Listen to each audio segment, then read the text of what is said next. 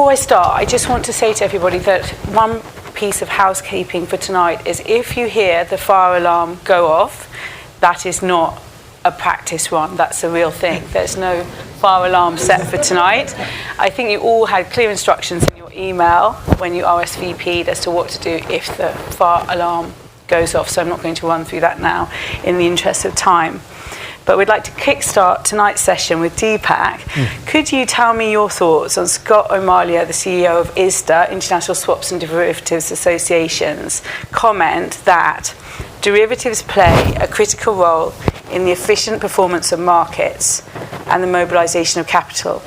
Do you agree or disagree with this statement, and for what reasons? So Scott is a client, so I completely agree. And I genuinely do agree, even if ISDA weren't a client. So derivatives are really funny things because they are the kind of instruments that are hidden in plain sight in a way, and it's one of those things that when you know what they are, and you kind of work with them day to day, you kind of see them, you see how they're used in the day-to-day economy. So maybe just to give some examples of the useful purposes that they serve. So the real obvious one, when I go into, to much to my kids' embarrassment, I have to go into school and explain what I do. And so the example I always give is fixed rate mortgages. Like most people will have a mortgage, and a number of those of you who do will have opted for the safe bet to fix your mortgage. How do you do that? Through interest rate swaps, and so that allows kind of a good proportion of the country to make sure that they are managing their interest rate exposure.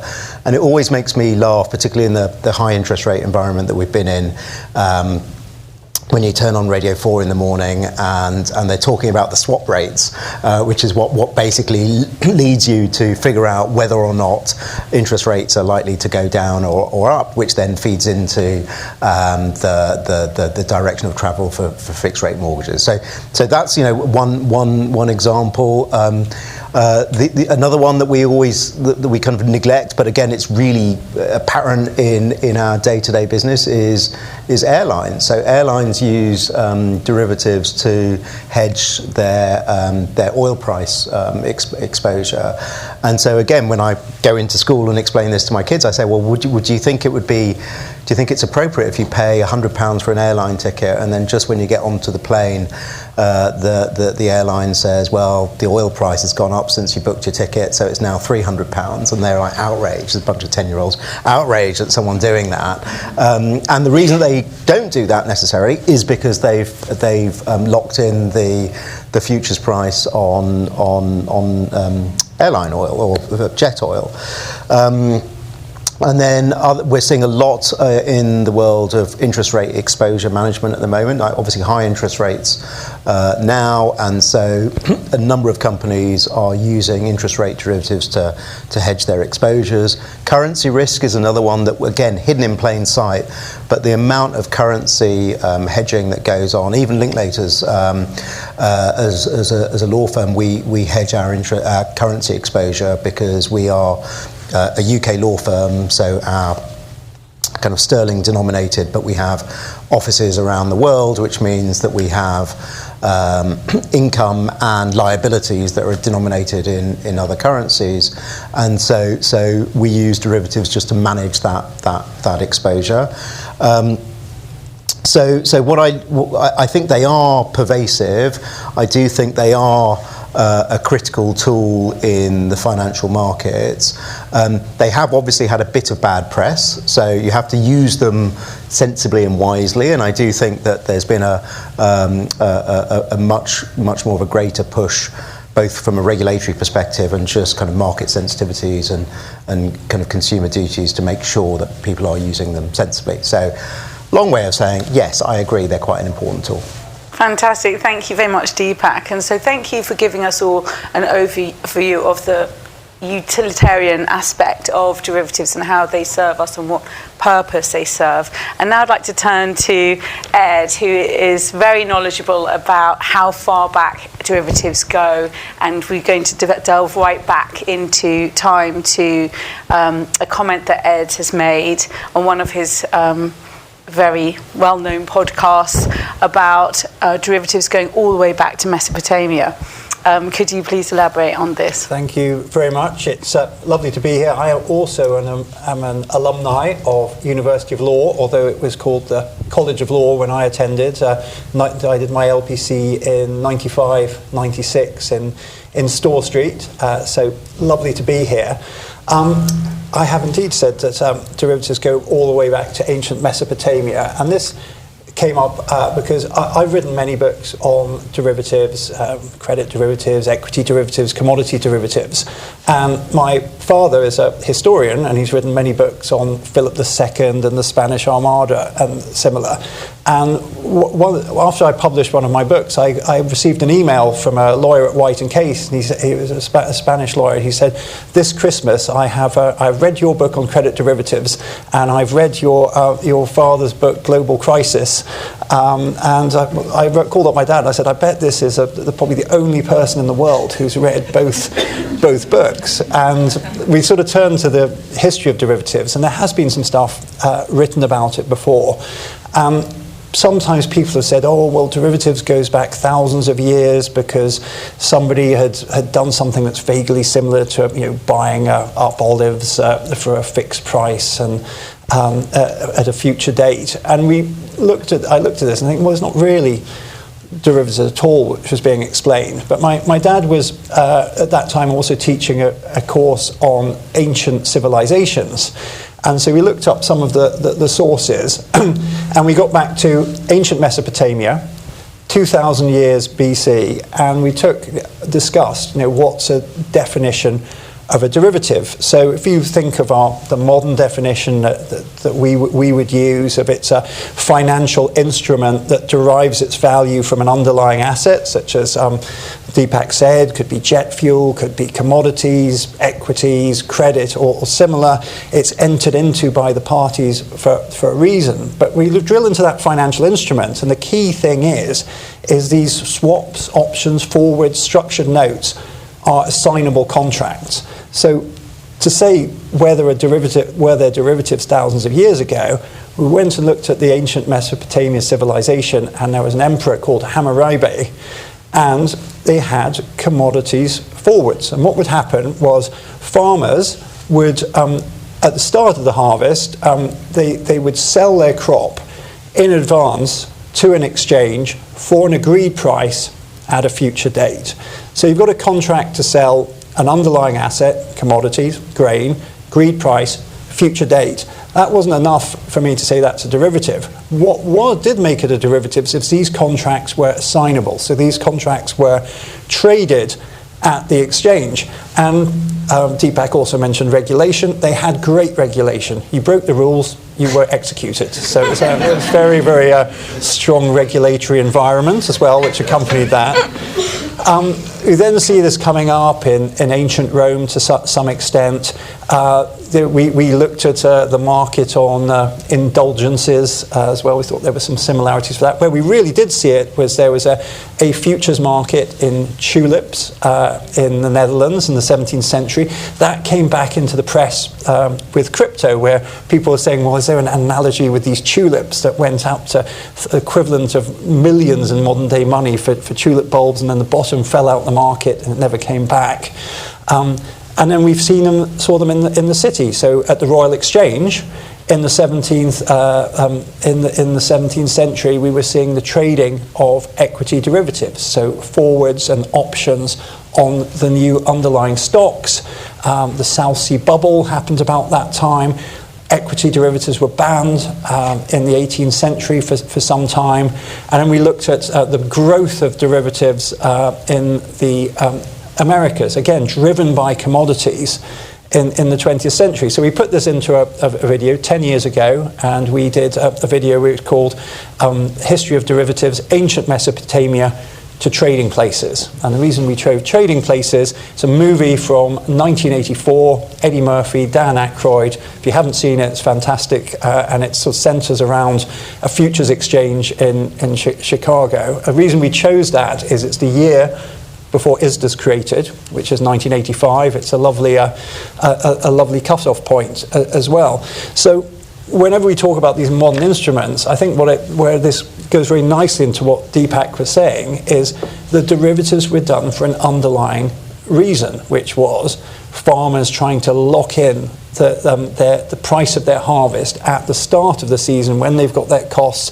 Yes, the price of grain might go up, but it might go down as well. And that's exactly what's the same as happening with the airlines locking in their jet fuel price, Linklaters locking in their foreign exchange price, and similar. So we have similar underlying reasons across the whole 4,000 years, albeit that our documentation is stronger, but our regulation is weaker because there's no execution for getting it wrong. Thank you, Ed, for that answer, and I hope that helps the audience to understand why we find derivatives quite so exciting as we do, because they're not just a kind of dry subject, they are a really living subject, and they go back so far through time. And it's through things like your films and your books that you've managed to spread your knowledge and understanding. So my question to you next is about your experiences as a writer, writing books. Which ones have been the most popular? Well, my sort of path in writing, I was asked to do an article for PLC about 2002 or so, and I wrote this article, and then I was invited by Globe if I'd like to edit the new book of practical derivatives that they were doing, and I felt I was a bit too junior at that stage to be able to do that. So I ended up writing 3 chapters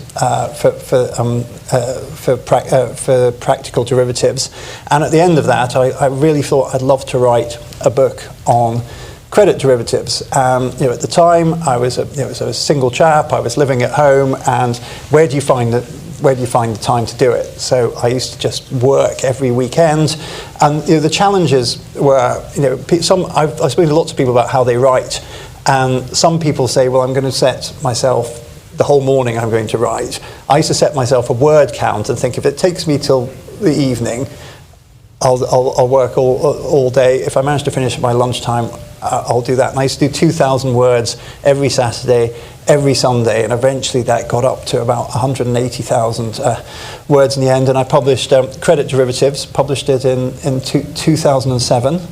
I then edited Equity Derivatives as a book. I got different authors from different law firms to do that.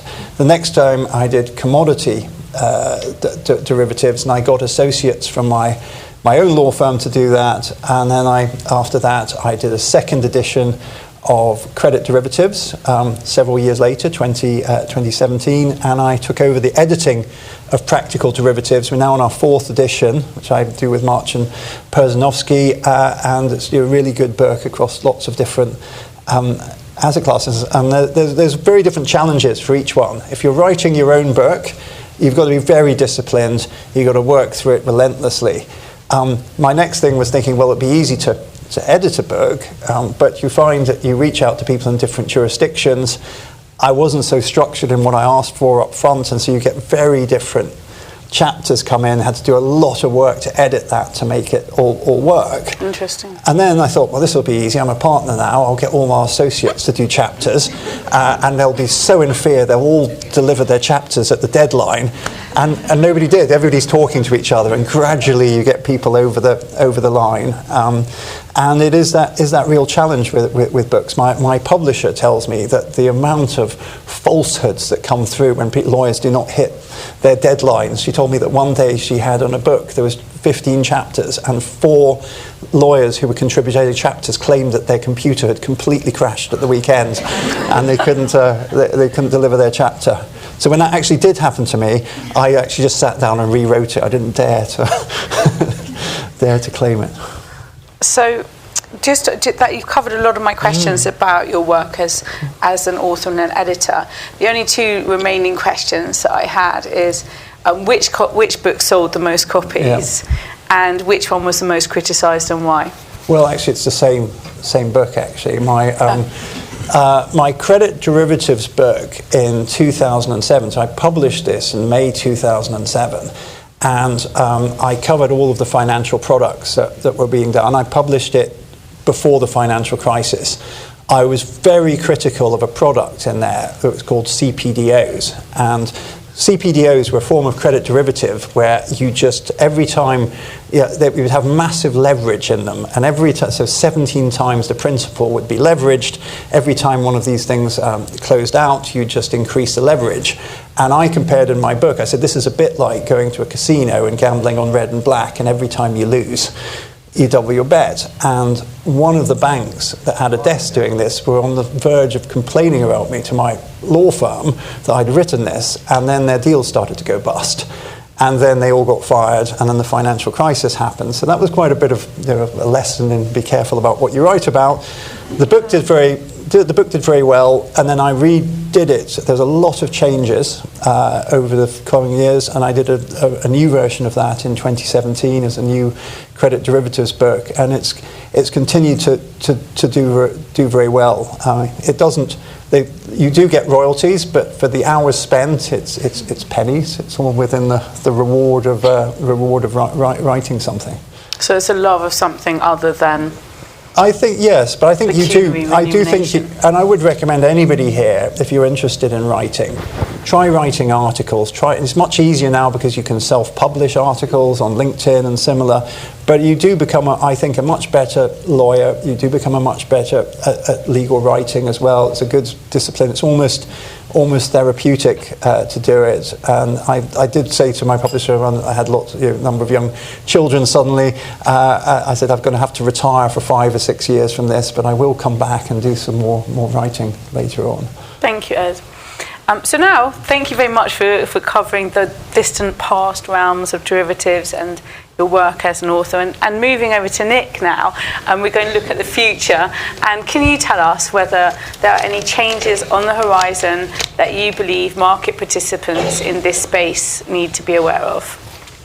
Yeah, definitely. I think we've now gotten a good understanding of some of the history, and part of what came through in Ed's answers is that it's been a dynamic area and a dynamic asset class, and that continues. I think have been and continue to be a number of changing dynamics really in every area. So for one, it's a financial instrument that that derives its value from an underlying thing. So the underlying thing, the asset class, with the rise of cryptocurrency, that in and of itself is obviously very dynamic. ISDA, which was alluded to, it's a trade group essentially, but they have worked very hard and done an excellent job of creating standardized documentation, and for different asset classes of derivatives, standardized definitions. So parties can always change them however they want, but everyone's basically at least starting from the same place.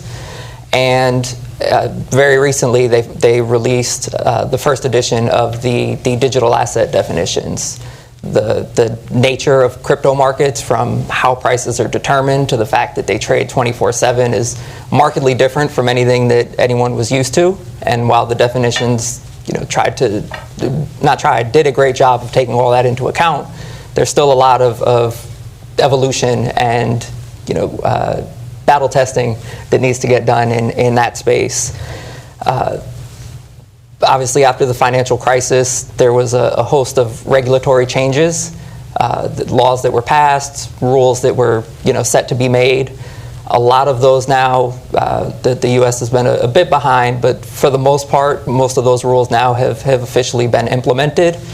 But there continues to be a wide range of regulatory changes on the horizon, again, going to different things like asset classes, more macro level changes, but that have an impact on the derivative space, like bank regulatory requirements and Basel III, those types of things, again, play a huge role, and we're continuing to see those evolve.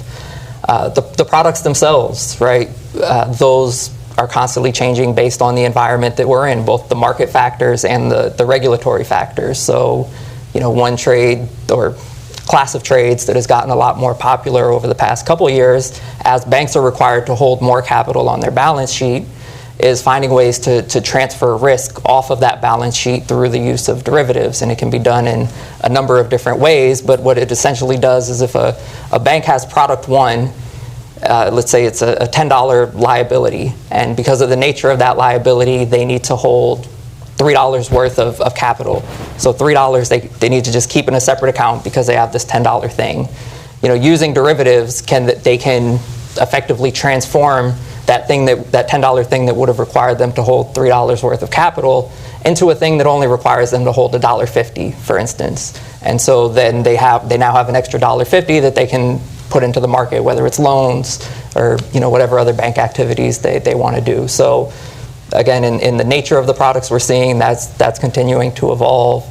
And last, and it's I think the least fun to talk about, although all the technological developments have certainly made it more interesting, or at least more trendy to discuss, is operational arrangements.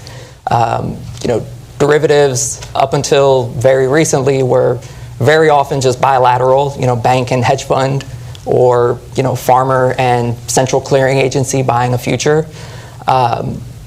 There's been a move to getting more things cleared, which means having a central counterparty, moving away from the bilateral arrangements.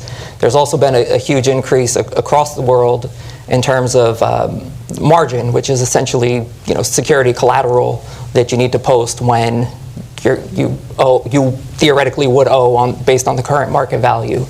And so this increase in margin creates a lot of different operational constraints and considerations, and one of the big areas I think that we're probably all seeing, and ISDA amongst others is focused on, is trying to find ways to increase operational efficiency, because there's a lot of instances where essentially if a hedge fund has derivative trades with, let's just say, 10 different parties, they essentially have 10 separate pots of gold with 10 separate collections of collateral.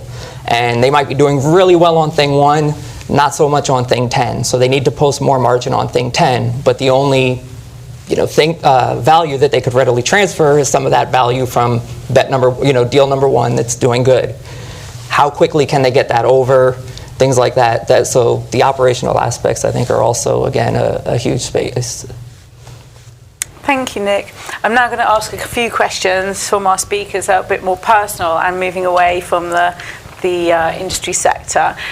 So, Nick, can you share with the audience the benefits of being a very young derivatives partner, and what are the challenges of that role? Yeah, definitely. I feel like I might be getting set up a little bit with that question as the junior would here. But look, I think for one, every challenge is an opportunity. So I'm licensed to practice in the U.S. I graduated undergrad in 2009, which was a terrible time. I went straight through to law school, did very well, but it was still a terrible time for jobs. So I graduated law school in 2012. Thankfully, despite not going kind of the usual summer associate route, the market rebounded, so very quickly I was able to get a job at a big law firm doing derivatives. And so that was obviously, though, a challenge. Nonetheless, I've essentially gotten to see the regulatory transformation of the entire space in which I work over the first 12 years of my career. And that's amazing, because literally almost all of the rules that now apply to all these different types of transactions and asset classes and product types have come online or continue to come online since I started practicing. And so even as a junior, when I didn't necessarily know what it meant, I was working on maybe just the operational aspect and just figuring out how to get it from here to there. And then obviously as my career continued, I had the chance to get more intimately acquainted with all of those details. But so I think, like I said, every challenge is an opportunity. I think, again, that's also just benefited me in that I've gotten kind of a condensed learning course, amassing the entirety of knowledge, or not entirety, obviously there's always more to learn, but amassing the amount of knowledge that I have a lot of times would take much longer, because every issue doesn't necessarily come up all the time. But if all the rules are new, then literally every issue will be coming up. And so that's been great. I think one thing that certainly helps, I think, me is just I was the first generation to grow up with my own laptop, and so I have a different relationship with technology, and a different understanding of what it can do and how it can help. And particularly in this space where you're dealing with a lot of documents, you're dealing with a lot of information, you're dealing with a lot of technical stuff, even just trying to figure out, different trader calculations sometimes, like having the ability to know how to run some basic formulas in Excel, or, start to use macros with some basic VBA coding to help start automating documents. I think that, appreciation and willingness to push the envelope in terms of tech and how that can help, with the lawyerly duties is certainly a benefit. Great, thank you, Nick. Any challenges? All the usual. If you have the choice of going to the person who literally wrote the book on derivatives, or this upstart, I wouldn't fault you for going to the man that wrote the book. Building up the reputation, and that just comes, first and foremost, obviously, with the clients. The people you're dealing with directly are in the best position to know your capabilities, know your strengths, kind of starting there, and then, just doing what you can to build out, whether that's networking and, getting out to the events, trying to find writing opportunities and things like that. But, that's certainly a challenge, but to my earlier point, also a great opportunity. Great, thank you, Nick. And now, Deepak, I was actually going to ask you a personal question about your career, but before I go there, I might leapfrog to one of the questions that we were going to address at the end, just because Nick raised the issue of technology. No, you just raised the issue of technology and how your assimilation of technology and where that places you within your skill set as a lawyer.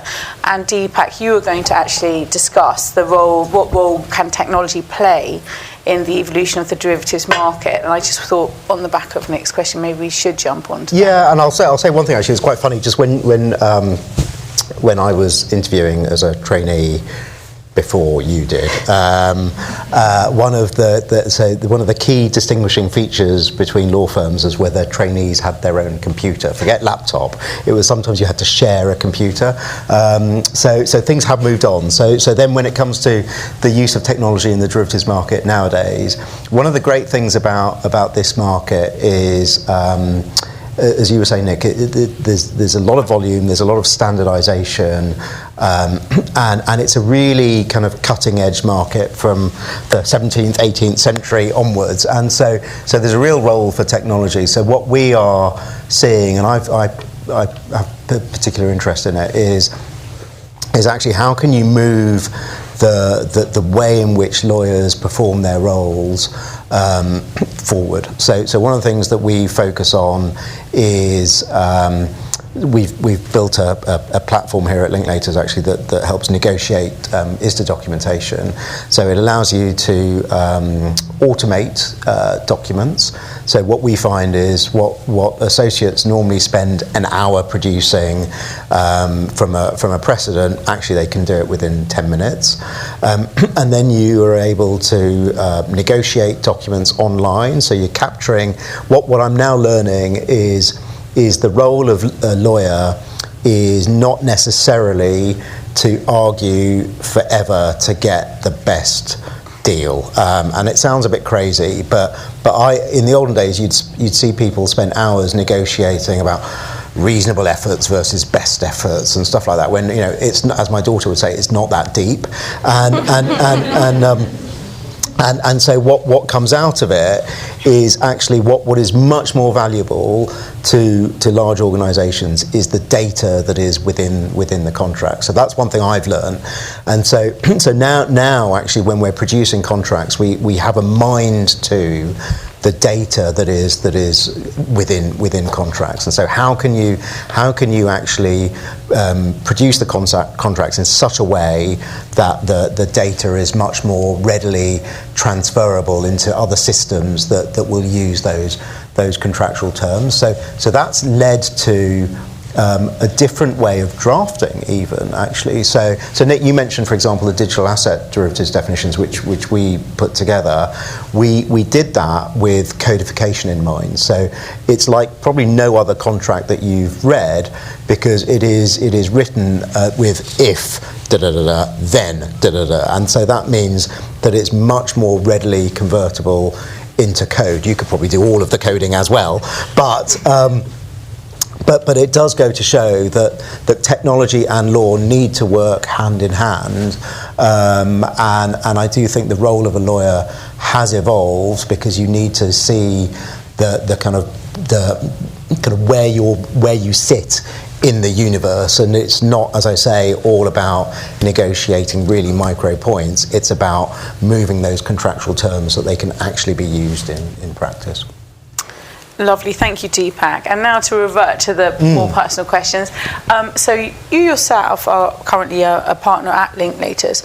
Do you mind if I ask, did you come here as a trainee and do the whole Linklaters pathway up? So I'll go back in time a bit. So I went to law school here, and I studied English law and French law.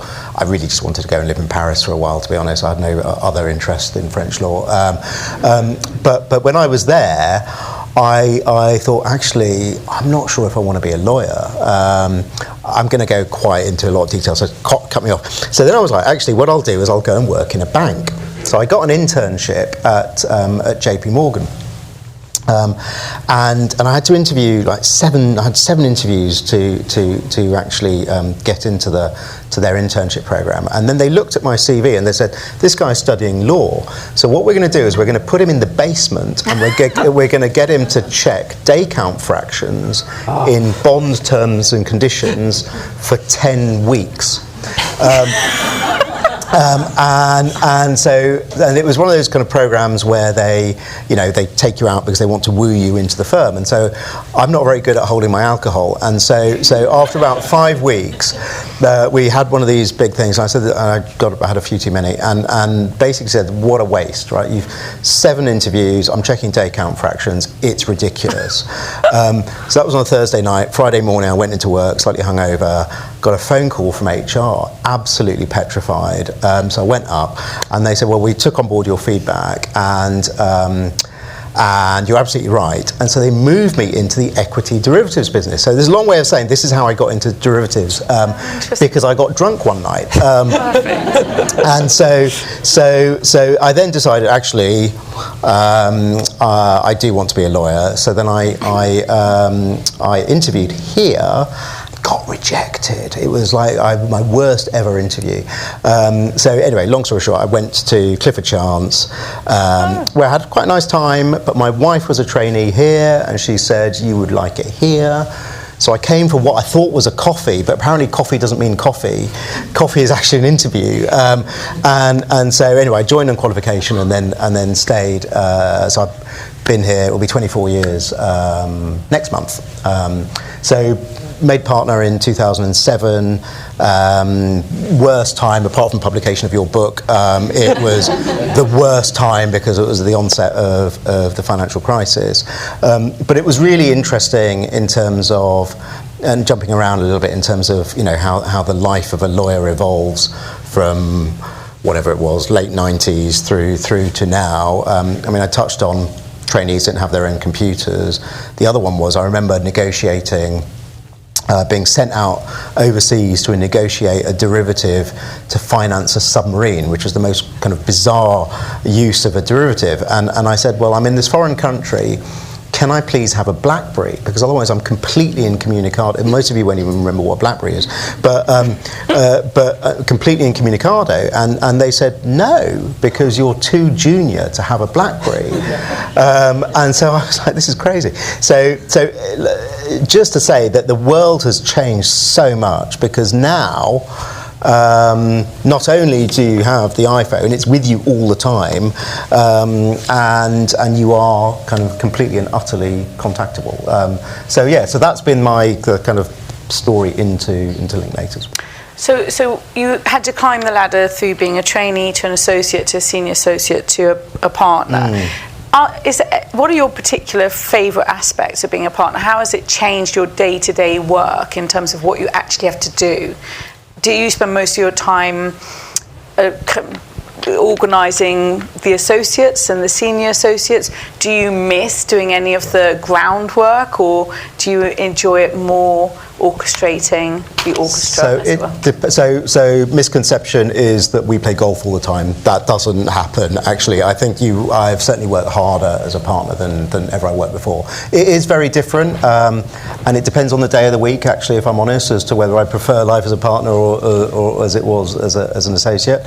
But if on balance, I really enjoy it, actually, because what do you get to do? You get not only to do work that is interesting, but you then even though this is kind of a large law firm, you're kind of running a mini business within the law firm. So I really like the entrepreneurial aspect of being a kind of a lawyer who is a businessman in a way, because you have to go and obviously generate work, you have to do the work, you also have to run a team, and like law is a people business, right? It really is quite simple, right? You've got to be a client pleaser, and you've got to be able to have a team that's motivated and enthused and interested in what they do, and if you can work those dynamics well and hopefully charge for it, then actually you've got the makings of a good business. So I really enjoy those aspects. They do bring more stress because, you know, I'm, as most lawyers are, like, immensely paranoid if the phone doesn't ring with an instruction on every day. So that kind of insecurity does kind of come through. You have a lot more to deal with in terms of, you know, the problems that individuals that you work with suffer, because obviously the more people you come across, the kind of broader range of issues that come up as well. So that kind of requires you to kind of break into skill sets that you might not otherwise have had. So yeah, all in all, I kind of really enjoy it. But there are also those good days, sounds terrible, when the associate you're working with is called in sick, so you have to do all of the work, and then so you clear your diary and you do it, and you think, oh yeah, that's really good as well. So it's just finding the right balance between kind of doing the kind of managementy piece, and also just doing effectively what we're supposed to be good at, which is running the files. So and then the other bit I really like about it is you're able to take what you're interested in and just go for it. So for example, I really like training and mentoring and things like that. So I deliberately put myself forward for running a new partner program, and it's really good. You take people who are probably the happiest in their career because they've just been promoted, and then you kind of download them. Yeah, this is what can happen if you do naughty things, and the SRA can get in touch with you and things like that. But it's really interesting to kind of grab people like that. And then are you talking from experience? No, multiple experiences. Even in the US, I learned. What's that? The SRA can also come after U.S. lawyers. They go everywhere. Yeah, so that tends to be the real downer chat when we talk about that one. But at least it's not Hammurabi. This is true. This is true. And then other ones are tech. Like I've already said, I really like tech, and so you're able to say, well, this is my interest. How can we further it for the firm? So I sit on the steering group for some of our client technology initiatives. So yeah, I quite like that. It's varied. Thank you, Deepak. So moving on to you, Ed. You're not young either, by the way. No, definitely not. So you've obviously done the role that Deepak is doing. And what are the differences between that role and becoming a global head, and presumably overseeing multiple departments in multiple jurisdictions? And what is unique about that role and different from being a partner? And what parts of that role do you particularly thrive on, find exciting, and which parts of it are the more challenging parts? Well, actually, a lot of what Deepak said, it sounds like I was listening to myself almost. A lot of things that you find interesting about the law really chime with me. So I'm the global head of our practice at derivatives practice at Mayer Brown, and what does that mean?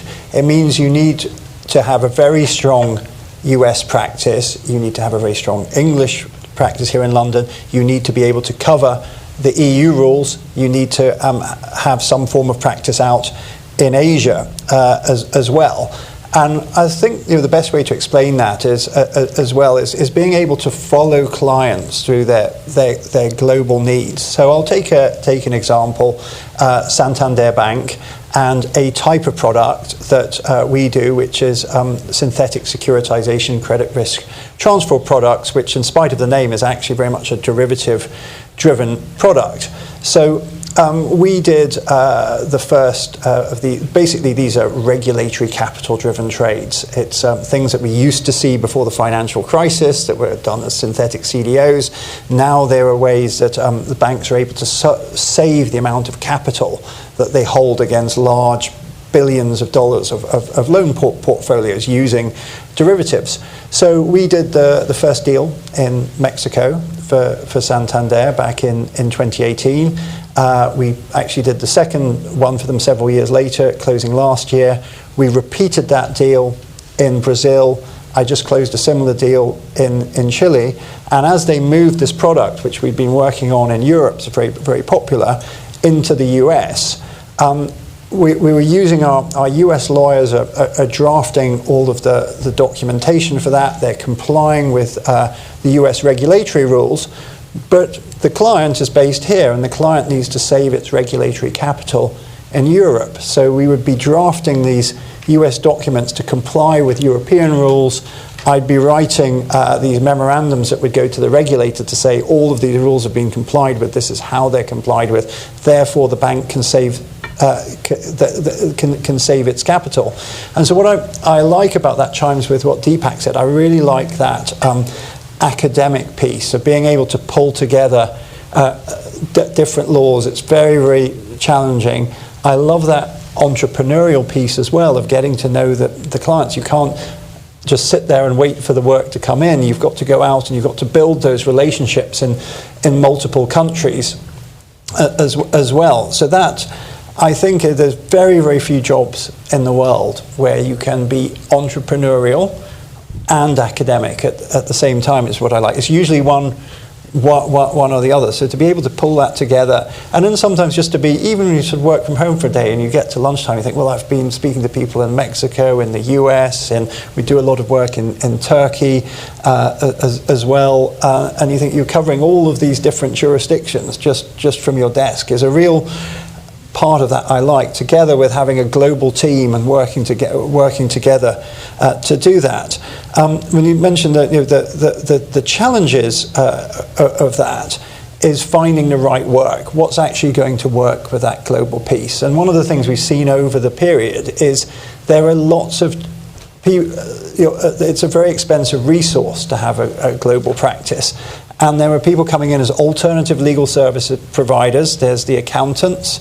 There's alternative legal services providers. So things that would have been done at a law firm maybe 10, 15 years ago, even less, are now done by other people. They'll have low-cost centres and other jurisdictions, and you can't do that. So you're continually at this sort of rocket science, what sort of grey hair element in in private practice, and you can't ever think that you're going to be doing the stuff that is becoming commoditized. That's going to move elsewhere. You're not going to be economic doing that, and that is a constant challenge to keep that relevance. I'd say as a final thought, I know all of the derivatives partners in London very well because there's not very many of us. And whereas my colleagues in litigation at the firm will say that if you go to any client, they'll have one or two people who are doing litigation. You'll have hundreds of lawyers at law firms doing litigation. We're the other way around. There's very few people doing private practice derivatives, but you go in-house, it's the biggest area for having lawyers, which is great for relationships because the general counsels are often the derivatives people and other things. But it means that you've got a constant fight to stay relevant for your clients. Thank you, Ed. And still on the topic of global, can we talk about what jurisdictions are relevant and key for derivatives and why?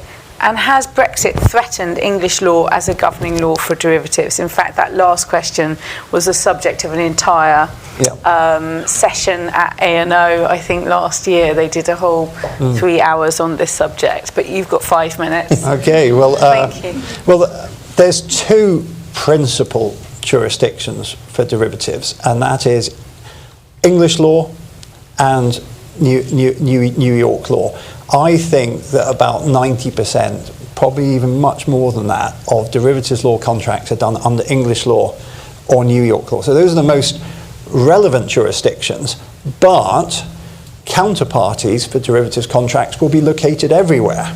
And one of the big things for ISDA, the trading body, is we have netting opinions, collateral opinions. What happens when you close out these contracts? Something that we studied in detail and practiced in detail after Lehman.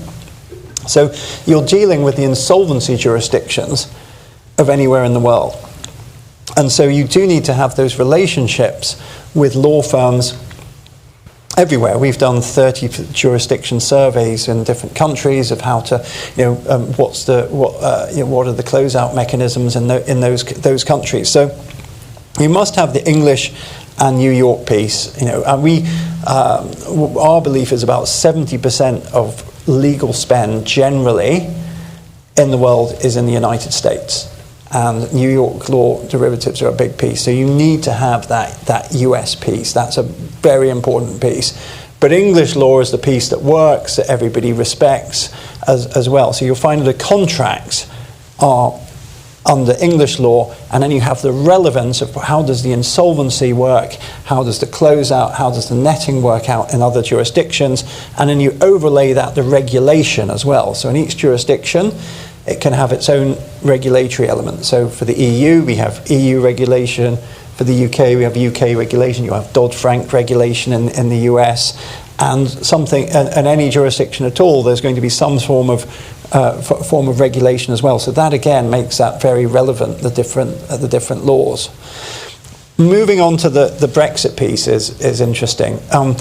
We do an OTC derivatives conference in our Frankfurt office every year. We've done that for 10 years.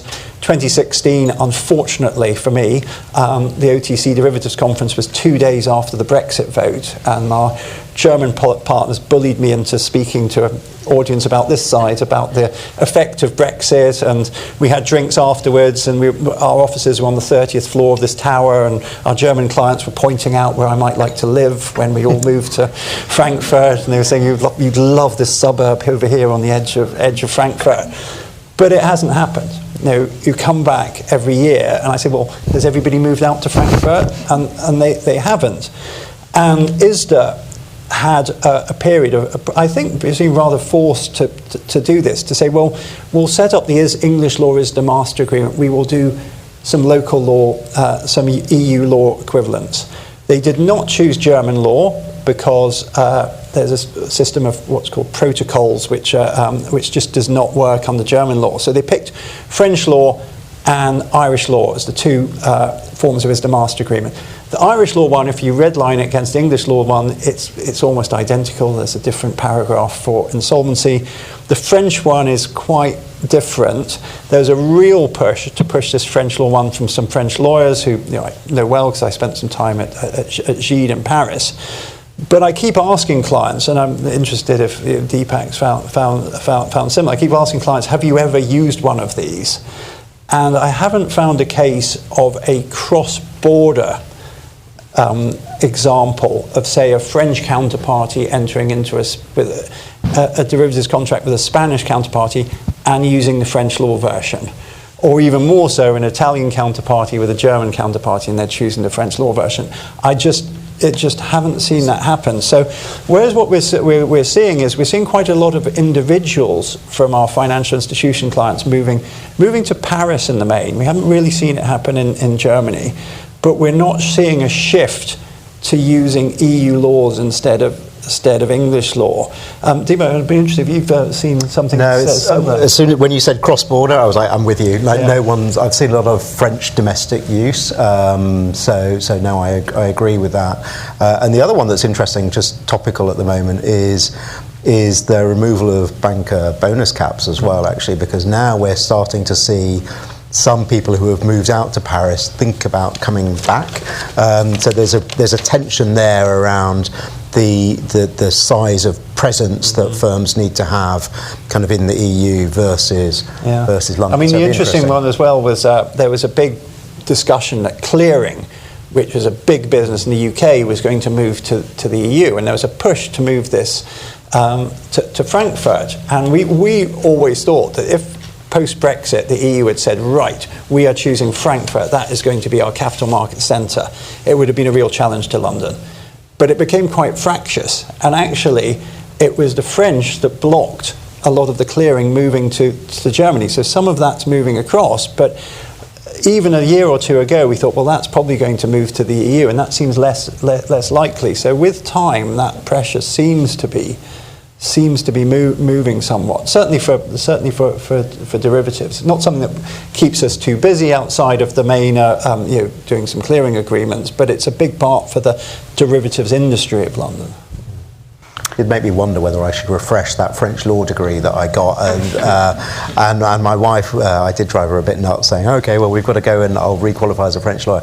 Obviously, I haven't, and I think it's exactly that. It has settled. It'd be interesting to see where things are in 5-10 years, but it's probably hasn't changed as much as I was expecting it to have changed when I woke up at 5 that morning on the referendum day.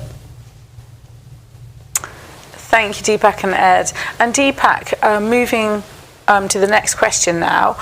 Since the days of the 2008 financial crisis, and which was covered by the very popular film The Big Short, which dealt with this period, which one regulatory change over the past few years has had the biggest impact on your clients, and has that impact been positive or negative? So if you do watch The Big Short, they talk about the ISDA agreement. I got very excited when that happened. More excited than Margot Robbie in a bath.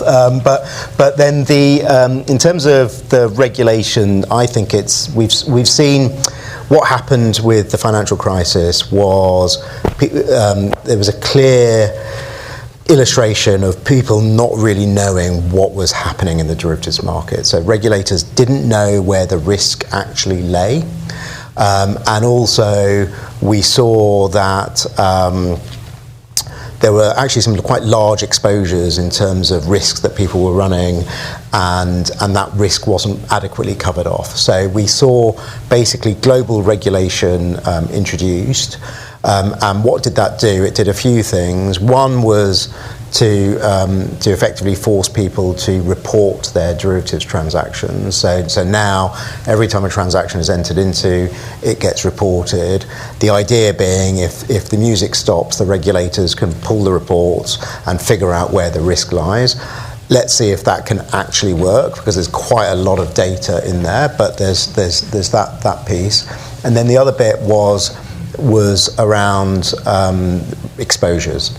So I think, Nick, you touched on kind of mark-to-market exposures, which means that the value of a derivative can oscillate. So unlike with a loan, so if I lend someone £100, I know that my exposure to them is £100 plus possibly some interest. Whereas with a derivative, I could enter into a derivative with someone, and today, if the music stopped, I could owe them £100, but if tomorrow the values could move around, and actually it could be that they owe me £200. So that oscillating kind of valuation needs to be covered off. So what the regulators have effectively asked for is that you measure the exposure that you have on every day, and then you have collateral or margin that's posted to cover that exposure off. So that's resulted in a lot of paperwork. Lawyers kind of like paperwork, and it's resulted in a lot of assets being moved around as margin. And so in terms of that's been an enormous change. Now there's good and bad in the change. So one is in theory, it should be that it's a safer environment now. So if something does go wrong with a particular institution, it should be that the regulators know what the position is. It should be that actually if there's a termination, collateral or margin is usually covering off most of the exposures. So that's a good thing. Sometimes people say that the balance between good versus taking or imposing cost into the system, it hasn't been quite kind of struck correctly. And so now some people say, well, yeah, you've made it uber safe, but the problem is it's just too expensive to run our businesses. So that, again, the regulators are kind of having another look at that. But what it does mean is that this area is more complicated. And so, Ed, you were talking about, academic and the kind of entrepreneurial nature of being a lawyer. Actually, there's another bit that I quite like out of this, which is I really like doing transactional work, but also I need to be able to advise clients on the impact of the regulation. So it means that I'm now stretching the skill sets that I use day to day. So from a purely personal perspective, I quite like it. Great, thank you, Deepak. So following on from that, we then obviously went into a pandemic, being another massive event impacting the market, and we saw a reverse direction to the kind of steps that were taken in reaction to the financial crisis, in that we went back towards low rates and a relaxed monetary policy, triggering rapid inflation and rising rates, and then back to rising rates as a result of that inflation. We're now seeing a return towards target inflation rates, although that's a bit of a back and forth ground. They're saying, yeah, it's going great, and then maybe not so great. So we're not quite sure, but we seem to be moving slowly out towards a better place. And so we're now we're seeing relatively rapid and unexpected changes. All these shifts, how did this impact on your clients' positions, exposures, and products? I always love listening to Deepak talking about products because he's really good at describing. So I mean, look, there's a few things in all of that. So COVID was fascinating, actually. So one thing that happened was most people who had written contracts hadn't really anticipated things being shut during a pandemic. So that ranged from exchanges just out of the blue shutting, and so people had to then kind of figure out how their contracts reacted. It led to a lot of volatility, so the equity markets went crazy, and so we saw some equity funds who had kind of basically taken a bit of punt on the expected volatility of equities, saw this kind of black swan event appear, and the volatility went nuts, and they kind of went bust. And so then that led to a kind of range of terminations. And so when you're terminating an agreement, you kind of need to let the person who's defaulted know, and that is easier said than done during a pandemic, because you kind of open your contract and you said, okay, well, if you want to serve a default notice, you've got to serve it at this address. Of course, you go to the address, but it's lockdown, there's no one there. So how do you go about serving a notice? So all these then interesting questions come up about, actually, are there alternative methods of serving notices? And that's led to all sorts of other industry kind of projects to make that easier. So that was that in the kind of immediate onset of the pandemic. There were a lot of new issues to deal with. And then in terms of your question around products, what we then see is, particularly as the interest rates go up, if you're looking at investment funds, for example, or large superannuation funds, pension funds, what are they doing? They're trying to generate a return that is higher than the base rate of interest, because otherwise you just put your money on deposit. So they then have to think, well, how do I go and generate returns? And so what we then saw is people moving into different asset classes. And I'm not, I haven't got an economics background, so I kind of observed it just by virtue of what clients were talking to me about. And then I heard some economists say something, and I think, oh, it all makes sense, which is commodities. People just went nuts for commodities, actually, because that's where they thought that they could generate the extra yield. And so again, we just, out of the blue, we saw an uptick in people doing kind of structured commodity derivatives. And then the other thing that we saw, and I think, Nick, you mentioned it as well, is people then at the same time trying to manage their cost base.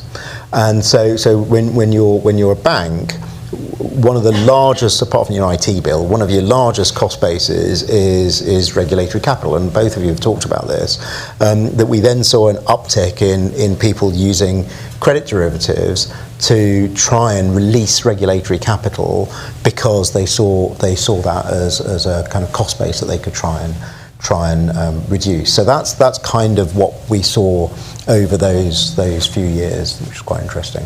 That was very interesting. Thank you, Deepak, for sharing that with us. I'm just going to move back to Ed. I think we might run over time a little bit because we started a little bit late, and I do need to get back to Nick with a couple of questions as well, because he's flown all the way over from New York to talk to us all today. So it was very kind of him to join us.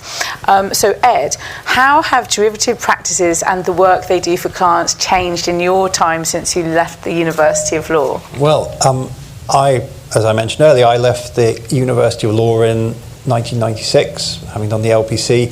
I'd first heard of derivatives the year before. I was doing an LLM, and a partner from Mayer Brown and Platt, as it then was, came in and talked about derivatives.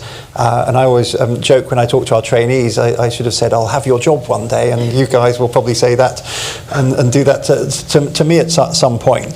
But I mention that because at that point I remember him talking about negotiating these ISDA master agreements that were then, in their infancy, the 1992 master agreement. This would be something that our equivalents, I would have negotiated the ISDA master agreement against Deepak, and that has moved now that there will be people like DRS who will have a big centre in Newcastle and teams of people doing that at a very junior level. So we've seen things move away from the law firms in terms of doing that sort of work. I then trained, like you, at Clifford Chance, although we didn't know each other. But back then, there was a lot of repackaging work which had integrated derivatives within it. And I rode this wave as I qualified, as these things became synthetic CDOs, and we saw all these really, truly complex products like CDO squareds and cubes that were referencing portfolios of credit derivatives. It's interesting that that Deepak mentions delivering notices. There was we picked up a big instruction of managing all the credit events that happened, and for one of these CDO cubes, because these were notional portfolios, I had to stand over a fax machine and send a fax to ourselves back again to trigger these trigger these credit events. So things had got really crazy, and then they blew up. And it moved completely from drafting these highly complex transactions to managing them, to managing the closeout, to recovering money. I worked for 8 years on the Lehman insolvency for KPMG as the administrator of Lehman Asia. The month after Lehman went bust was the busiest of my career. The phone didn't stop ringing. And so we went through this whole long process of working out derivatives, working out the closeout. Derivatives, when the crisis happened, I remember my parents calling me up and saying, "I've been watching the news. This is what you do, isn't it? It's your fault, all this derivatives." And you had things like the regulators really wanted to put these punitive regulations in place. So they were announced about 2011, 2012. We spent a long time advising clients, what are these regulations going to be? And then putting these in place. So we spoke for years doing these whole collateral agreements that are highly complex, of putting all the regulatory environment in place.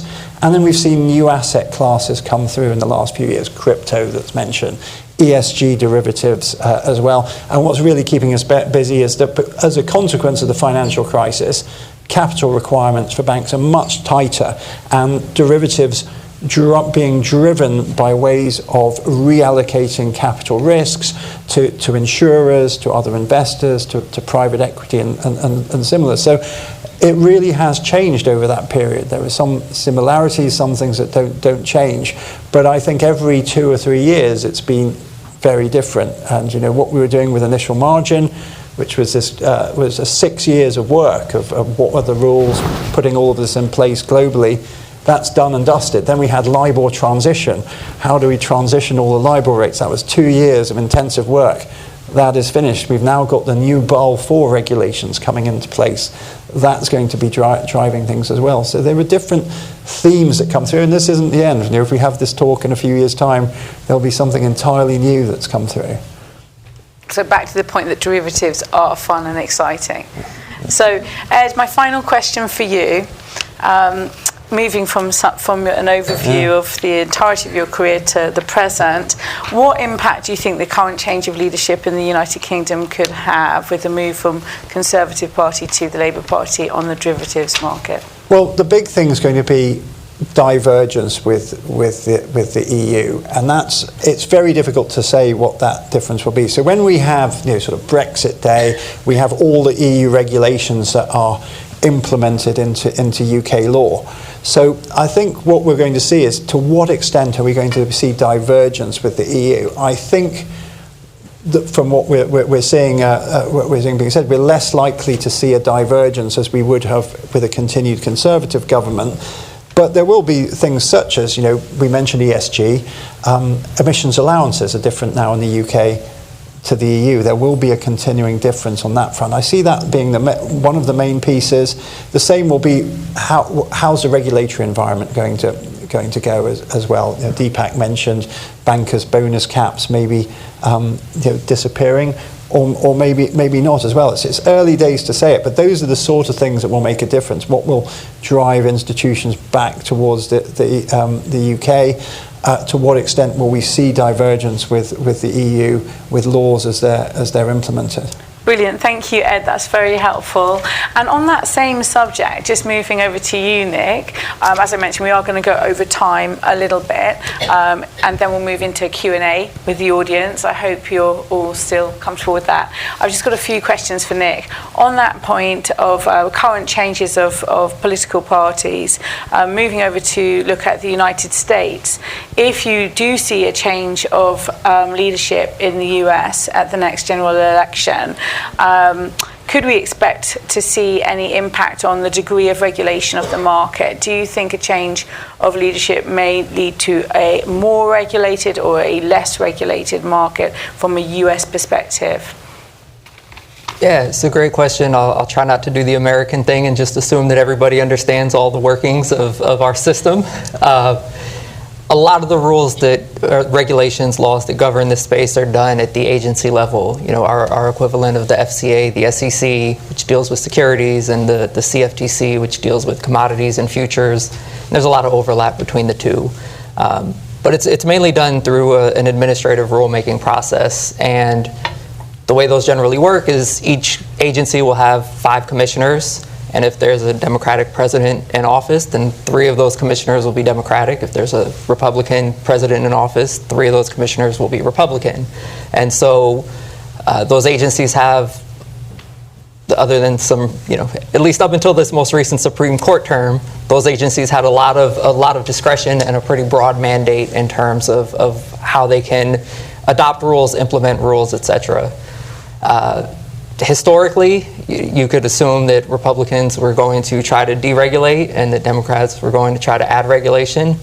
Certainly, I think these last 3.5 years or so with this guy Gary Gensler, who's the head of the SEC now, it's been one of the more active rulemakings. Gone after some huge high-ticket areas. The most recent is Treasuries, which is the deepest, most liquid market in any financial asset in the world, and there's a fundamental overhaul in the way of requiring clearing for a lot of the Treasury transactions that's in the process. It's been adopted, it's in the process of being implemented. So there's certainly been huge change. So in fact, that goes back to your early question about things that are on the horizon. Exactly. And, but I think this latest iteration of the Republican Party is really sort of more of an asterisk. Under the first Donald Trump presidency, for instance, this is not derivative related, but there's these huge asset managers like BlackRock, and most of their investments are passive, and they don't, retail investors technically can vote their shares, but nobody's actually voting. So these firms like BlackRock get these, proxy voting advisory firms to say, like, hey, here's how we think you should vote on this particular issue that this company is raising at its next, board meeting. And, what we saw under the first Donald Trump presidency was the SEC at the time, instead, in a move basically that was more favorable to companies, added regulations to restrict the ability of those companies to give advice and restrict the ability of the asset managers to rely on the advice. And then fast forward, this new commission under Biden loosened those rules, and so we just sort of went back and forth. So, all that to say, I think there certainly would be change, but honestly, it's a bit up in the air as to whether it would actually mean less or just different, regulations. Just a couple of questions about what you've just discussed. Firstly, you mentioned Gary Gensler. Do you think that a change of government could lead to, would he stay in his role? No, he would go. So he would automatically go. Oh, yep. That's interesting. And the other question I had was, you just mentioned the recent Supreme Court decision, which will change that mechanism that you just described. Could you tell us a little bit about that recent Supreme Court decision, which I believe is Chevron? Is that? Yeah, so there's actually been 4. What we've seen kind of going back to 2016 is a gradual erosion of the ability of these regulatory agencies, not just the ones that do securities, but things like the Environmental Protection Agency, Department of Labor, a whole bunch of others. Like a slow erosion by the Supreme Court. So generally speaking, right, Congress is not subject matter experts. The legislators don't know the ins and outs. So a lot of times they have pretty broad statutes that say, like, hey, we want you to handle this, or SEC, we want you to mandate necessary and material disclosures in securities offerings, and then it's up to the SEC to figure out what necessary and material disclosure might mean. So there was this case Chevron in 1984 involving Chevron, and basically Chevron was challenging something by the EPA that said, you can't pollute this much, and the court said, look, this is a highly scientific thing. The legislative act that gave them this power is called the Clean Air Act. The goal of it is, they can put in rules to help us get cleaner air. So we're just going to trust that they did their research, they followed all the proper rulemaking procedures, and throughout the case against Chevron. So the takeaway from that case was that if a congressional mandate to a regulatory agency is ambiguous, unclear, or there's gaps, as long as it's reasonable and the administrative procedures were followed, courts would defer to those agencies. So the first case that came up was in 2016, and the court invented this thing called the major case doctrine. And what that basically said is, yes, in general, if a statute is ambiguous or there's gaps, we'll defer to the agency, unless it implicates a major question. And a major question, could be something like, nothing in the Securities Act of 1933 or the Exchange Act of 1934 talks about ESG, talks about cybersecurity, or talks about crypto. So it's a major question, potentially, whether the SEC could actually pass any rules regulating ESG disclosures, ESG products, cybersecurity protocols, or rules around the digital asset space. So that was kind of the first strike. Then there was this most recent case, which officially threw out the Chevron doctrine and basically said, essentially any rule can be challenged. It can come before the court, and we, the court, will figure out whether the rule should have been passed, whether it's okay, whether they should have done something different. And kind of took that, what had been deference, and instead now made it a judiciary discretional decision. And then the last, well, there's one other, but the last big case I'll talk about in the interest of time was much less understated, and for this one I will say the facts, because I think it's a bit ridiculous that this is the case that kind of fundamentally overchanged. There's an interest in having settled law, right? Everyone agreeing that these are the rules. After some point in time, rules can't be challenged, right? There's a statute of limitations. And everybody, for basically as long as all these executive agencies had been in place, assumed that the statute of limitations, which was 6 years, started running when an agency passed a rule. So a rule gets passed by the Federal Reserve in 2011. If nobody challenges it by 2017, then that's the settled law of the land. End of story. Tough luck if you wanted to challenge it a few years later. So what this last case did there was a truck stop in North Dakota that was incorporated in 2018. And way earlier in 2011, the Federal Reserve had passed a cap on the amount of debit card interchange fees that certain that banks can charge. And on the flip side, that institutions like truck stops in North Dakota have to pay. And so trial court said it's dismissed. The rule was finalized in 2011. It's 2018. That's more than 6 years. Tough luck. The Circuit Court of Appeals confirmed that decision, and then it got to the Supreme Court, and the Supreme Court actually said, no, your injuries the statute of limitations don't start running until an individual entity person is affected by the rule. So this company was incorporated in 2018, therefore it couldn't have challenged the rule in 6 years prior, and so they have 6 years from when they incorporated 2018 to challenge the rule. So when you kind of take those two things together, what it means is that we're not going to defer to these agencies. Any rule can be challenged by the court, and with that decision, literally every rule is now challengeable. And so there's it's all in the last month, so the actual impact is yet to be seen. But one thing that, at least initially, folks think is going to happen is a lot more emphasis on kind of regulation by enforcement. We didn't technically make a rule, we just punished one person for doing one thing, and so hopefully everybody else will see that and decide they don't want to do that.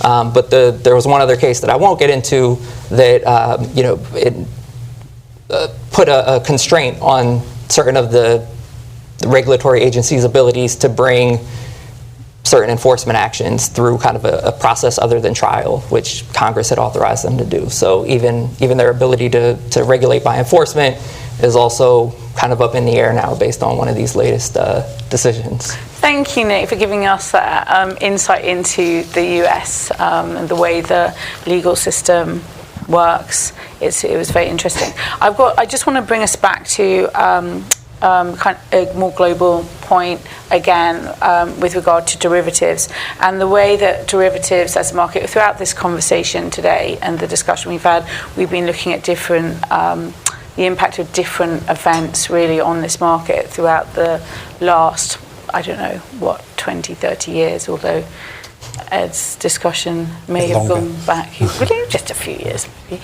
But effectively, my last question is with regard to stress events. What do you think the derivative market's ability is to handle various different types of stress events? And I'd like you to discuss in particular one case from America, which was very predictable, Archegos, and one case in the UK quite recently in 22, the November, I don't know if anyone in the audience recalls this, it was all over the press, the gilts drama, UK gilt crisis with the yields, UK yields spike.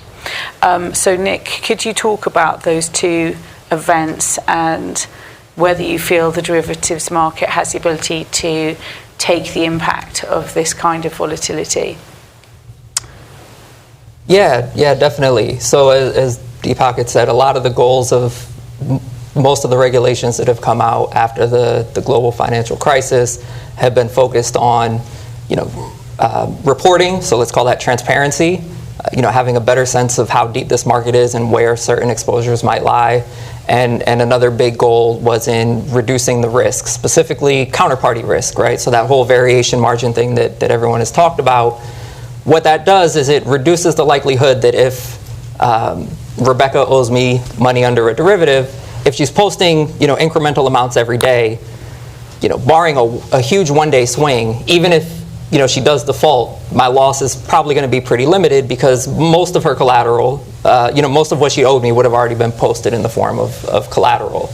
And so the regulations have certainly succeeded in that. They've also, a bit TBD, but at least increased transparency. So Archegos, as you said, was sort of predictable, and it came up for a few issues.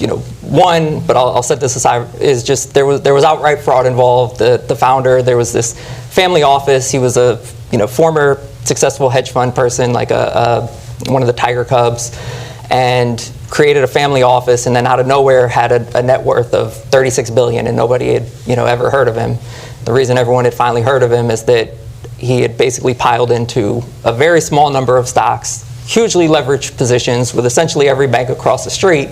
And so when they all started deciding that, oh, this entity can't pay, we need to start selling these off, they all drove the price down, and I think all in, when it was all the dust settled, over 20 billion in losses collectively to the various banks. But so the point of that is that was sort of a gap in the regulation that there is in the U.S. security-based swap rules that require reporting of those types of transactions, but it's all anonymized. It's not, you can't look at it and see that, hey, this particular family's office position is notional exposure to 50% of this small company's market cap.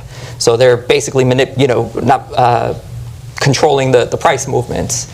So one of the rules that's been proposed but not yet enacted would increase reporting requirements specifically for people who have a large position in a single name, so that not only do you have the anonymous kind of generic bird's eye view of the market data, but you could also drill down to see that there might be an issue with this particular stock because this person's exposure is a disproportionate amount of the market cap. So that one falls into kind of the more predictable bucket. Again, setting aside the fraud, because these banks were asking questions and in theory thought that the family office could meet these demands because it just lied about what it held. It said, oh, we have a bunch of Amazon and Apple, all the safe stuff, don't even worry. But they didn't. They just had more of the same, in those small companies. I think the other part, and I'll keep my explanation on this one shorter so you guys can jump in, with the gilt crisis, there's always the law of unintended consequences, right? And I think there's, a couple things involved. One is that there was, I think going back to 1990, there had never been a 100 basis point swing in the yield on gilts, and within 3 days, I think it was 140 basis points. So it was a wild swing that, all the different models and stress tests that everyone, from the government regulators to the market participants, nobody was stress testing this wild scenario. So that's kind of point one. But point two is there's, a lot of these gilt, there's an increase in the collateral that needs to be posted, and a lot of collateral is very safe. It's usually cash or, in the U.S. Treasuries, here gilt, and there's these now very strict margin requirements, and so as interest rates spike, the price of these gilts goes down.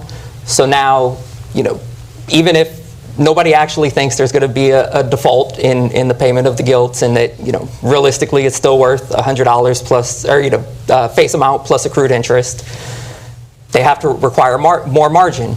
So more gilts either have to be posted or liquidated so that cash can be deposited, because cash wouldn't have the haircut. So just as you have this downward pressure on the price, that gets accelerated because now you have people trying to sell and monetize their assets. And it goes back to some of the tech points and operational considerations that I talked about earlier, where if you essentially have all these different siloed pots of collateral all over the place, and if there is a more efficient way where the collateral from over here can get put over here right when it needs it, so there's not, you can avoid mismatches in the timing of payments over here versus the timing of requiring a post margin over here. I think those are certainly things that now have been revealed at least to some extent, and the market is working to address. Yeah, and the Bank of England stepped in and helped remediate that problem, as I recall. I think that brings us nicely to the end of our discussion time. Can we open this up for a quick Q&A before we have our networking and drinks and canapes? I hope that everyone's not really hungry and can wait another 10 or 15 minutes. I think we have Karen and Ryan, who are roving mics for anybody with any questions for our panel.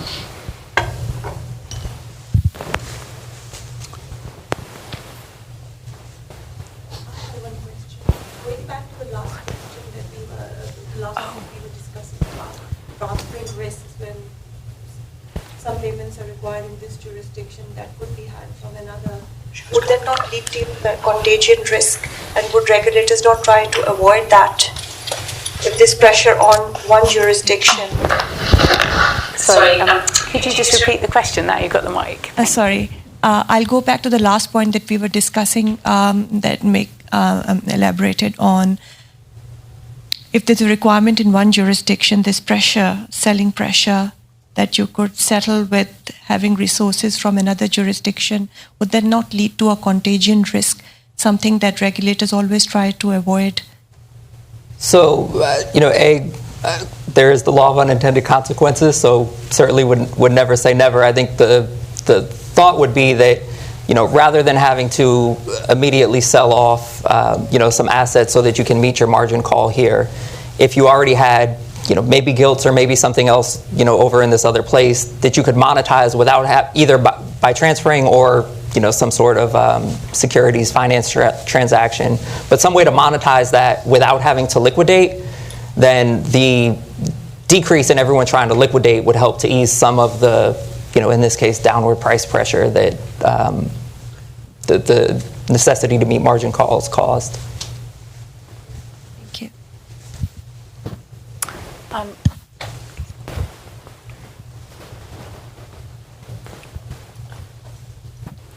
Thank you all for the presentation. My question is, given the current geopolitical issues and the use of sanctions, how do you think that would affect global clients when they're discussing derivatives and contracts? Well, I might jump in there. The sanctions issue was a really big one, with sanctions being placed particularly on Russia over Ukraine. And we do have in the standard documents ways to deal with that. So we have in the ISDA agreement, we have an illegality termination event, but clients would needed advice because it's not as simple as if there are sanctions on Russia, what does that mean? Does that affect an entity that's a German entity and it's owned through an entity in Cyprus, which is in turn owned by sanctioned individuals in Russia?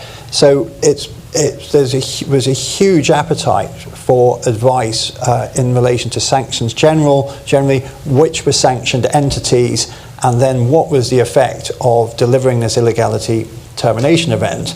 But then one of the effects of that is if you were the party that had to declare that illegality termination event because you could no longer trade with an entity in Russia, it would be that Russian entity that had to, or that also you'd be looking at closeout payments that would have to be made. Could you make those closeout payments? Because now you couldn't transfer any money to that entity either.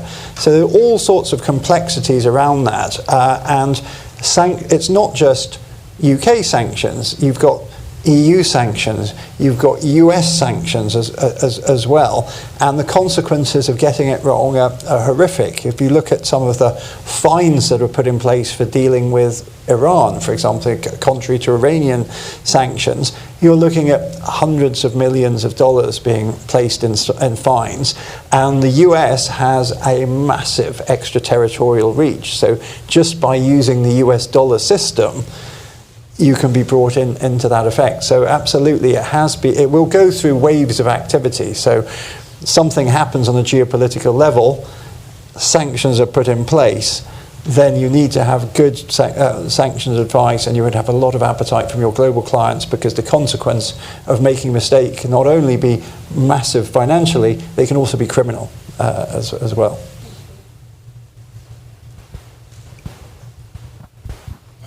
Thank you very much for a really interesting discussion.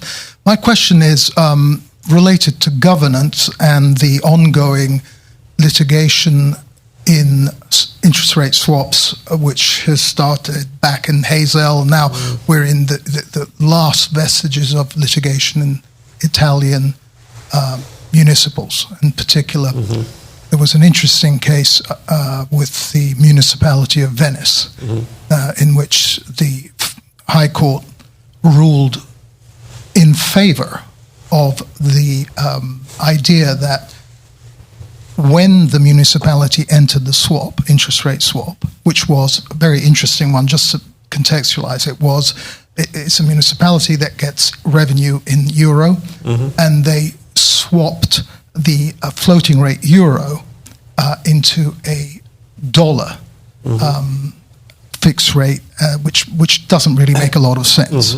So the fundamental question was, the Italian Supreme Court ruled in Italy several years ago, and they basically said that municipalities are not allowed to speculate. Yep. They're not allowed to increase their debt. And Lord Justice Foxton was the High Court judge that sort of ruled in favour of the interpretation of the swaps being speculative and increasing debt because of the mark-to-market mechanism.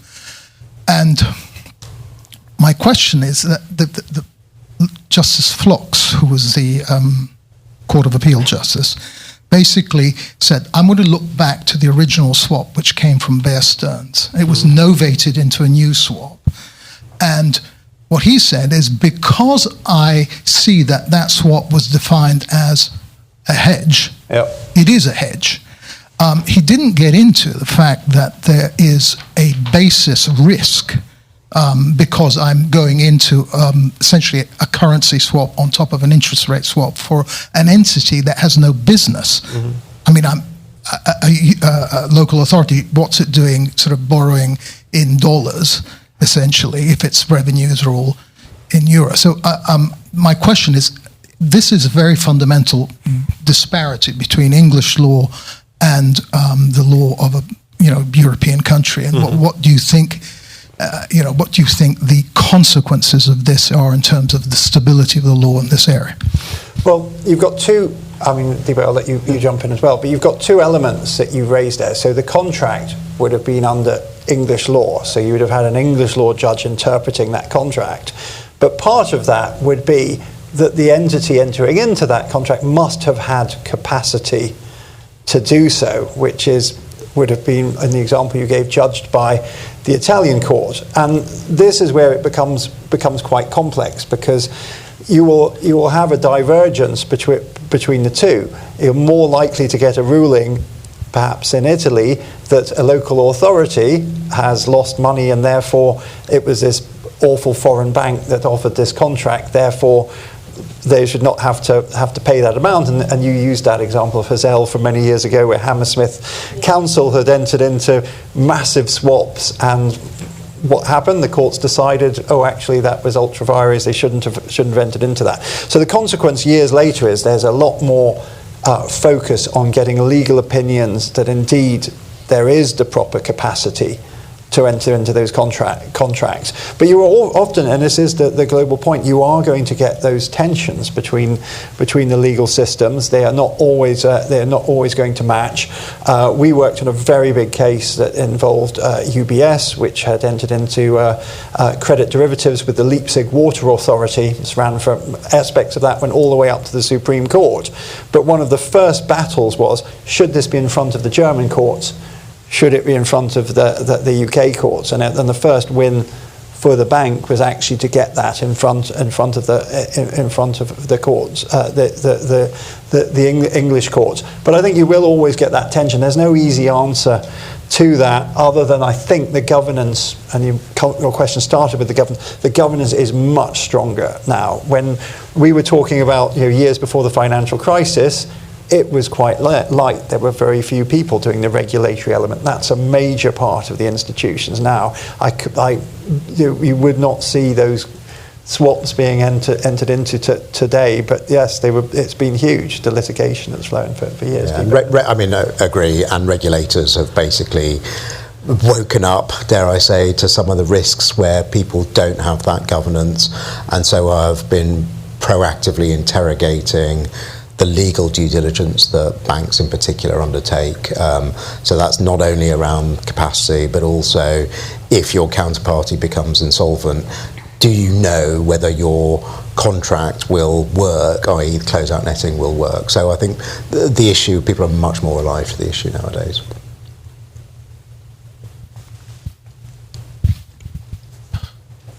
Simon Martin, I work for London Stock Exchange Group. 2 questions. Number 1, is there a future in open outcry floor trading?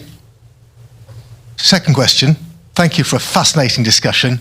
Where should anybody who is an alumnus of the College of Law with a professional background in derivatives go looking for a job in London, New York, or elsewhere?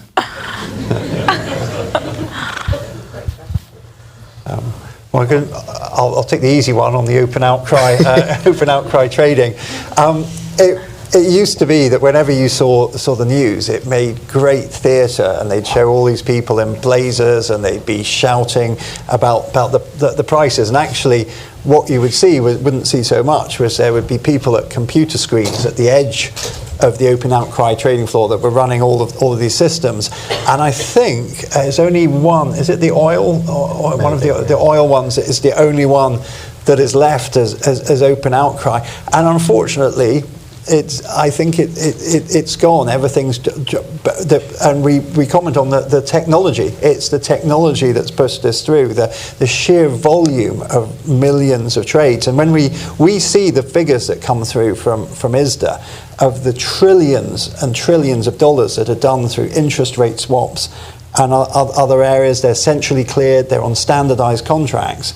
It's a shame that open outcry has gone, because it looked like an absolutely wonderful theatre. I never had the privilege of going and watching that live. So that's unfortunately is gone. It's a bit like the Hammurabi Code and other pieces. It's a piece of our past. But I'll pass the finding a job to Deepak. I was going to take the easier question, which was to say no, there's no future in it. So on the job question, I have no idea. Actually, it's a tough market, I would say. Actually, I do think in the derivatives market nowadays that actually a number of points that we've touched on kind of feed into this. So one, the kind of increased regulation means that actually for some people there's less merit in using derivatives as a hedging tool, and I think and part of it is the onset of technology, because a lot of the time, as you were saying, Ed, we would sit and negotiate contracts for days, which now pretty much get done in minutes. So I think that is part of the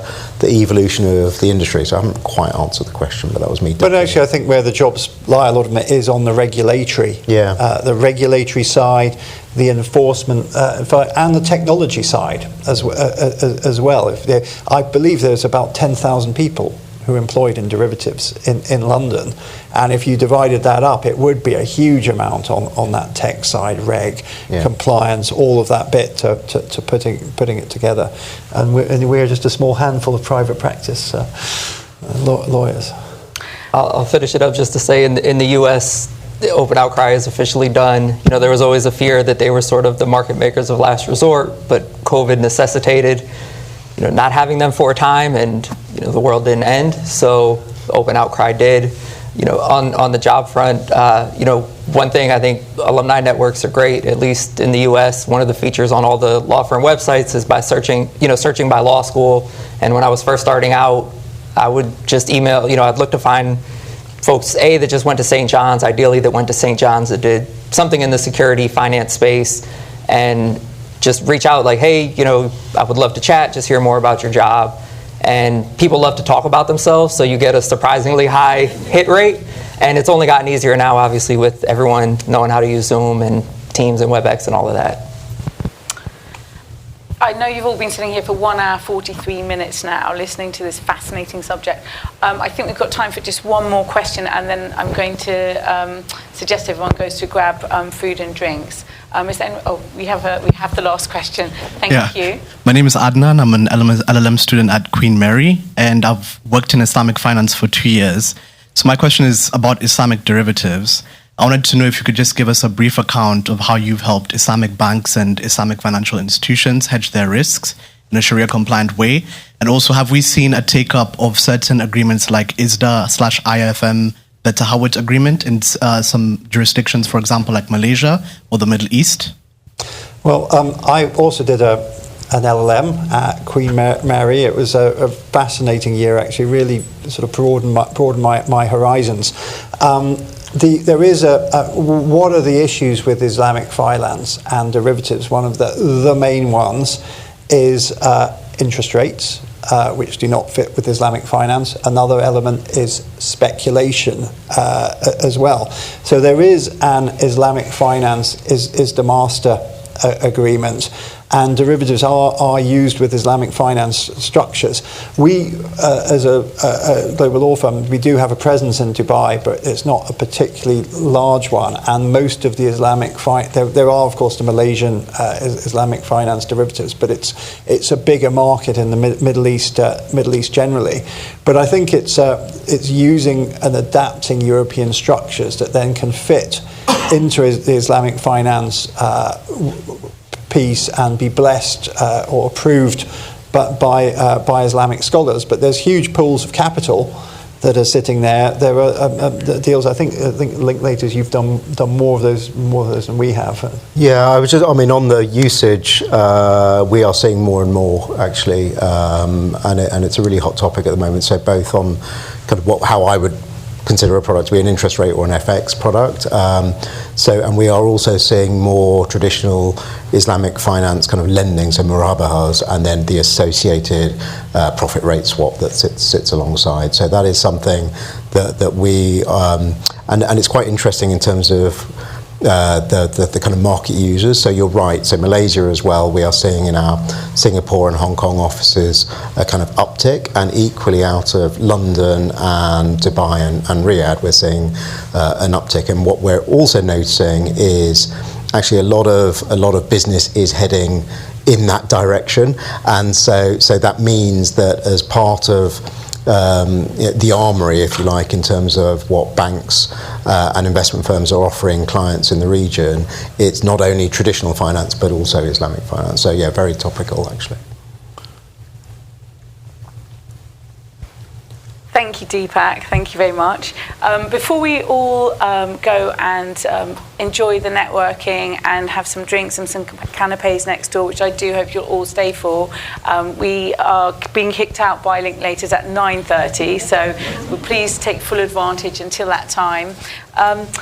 Could you join me, please, in giving Ed, Deepak, and Nick a huge round of applause? And Rebecca as well.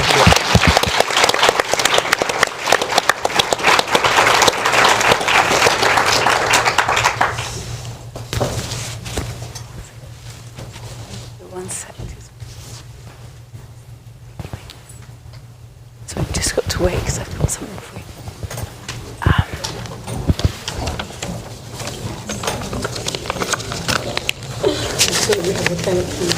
Oh no, you really don't need to do that. That is very good.